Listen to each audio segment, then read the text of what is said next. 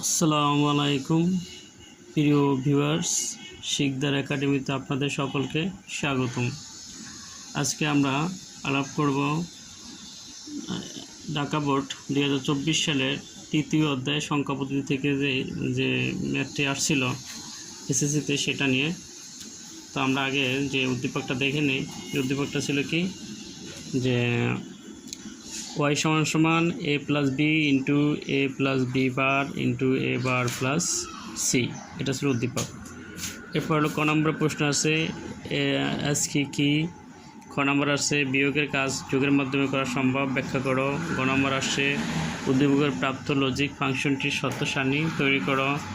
ঘ নম্বর আসছে ওয়াইকে বুলিয়ান অ্যালজেব্রার সাহায্যে সরলীকরণ করার ফলে বর্তনী সহজ হয়েছে, ব্যাখ্যা করো। এটা তো এই ছিল প্রশ্নটা। আমরা এখন উত্তরে চলে যাব। তো উত্তরটা দিছে